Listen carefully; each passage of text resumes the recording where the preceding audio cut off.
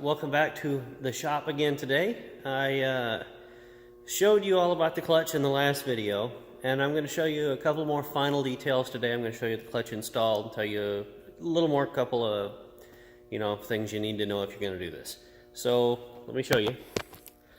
Got the clutch on the engine, and I use an old extra input shaft I have laying around as an alignment tool. I don't have one of the plastic dealies, so oh, wonderful, it's stuck. I don't know why it did that. That's weird. It wasn't like that last night when I left, but the bolts that you have to use to mount it are 3/8 16. I use grade 8 bolts. I thought I was going to be able to reuse the bolts that were in the multi-fuel clutch, but they're just too short. These are 1.25 inches. I had to go get some 1.5 inches. So I used a lock washer, a flat washer, and red Loctite on them because I don't want this thing coming loose. Of course, now that may have really screwed me because this is not wanting to come out, and I don't know why.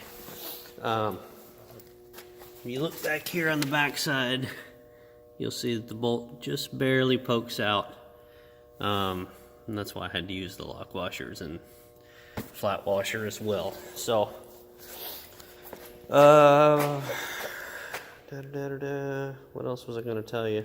Oh yeah, I got my motor mounts finished. I've got to take the bolts out and paint them, torque them up. I was telling you I needed to check the clearance of the input shaft itself, and what I did is I laid a straight edge across the bell housing, measured from the inside of the. Let me just show you.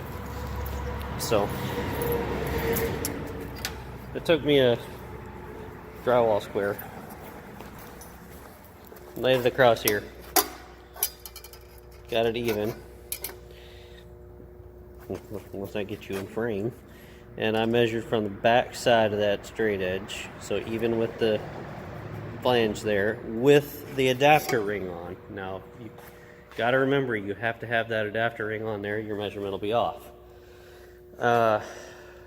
From there to the farthest end point on the crank in the center where the pilot would be, 5.5 inches. I came over here to the transmission and I did the same thing across here with the tape, and I measured from the back side here to the tip of the input shaft there on the pilot, and accounting for this lip about 3/16, that gives you about 4 11/16 of an inch. So this is not going to be too long to slide up and bolt on. So that was an important thing to check, and I did so, and I'm confident in it. Now I just got to figure out what the hell I did to get the shaft stuck in there. Probably have to break it all loose. This flywheel didn't have any dowels to locate the pressure plate, so it may have gotten slightly out of line when I was tightening it and then locked it up. I don't know. I'll figure it out.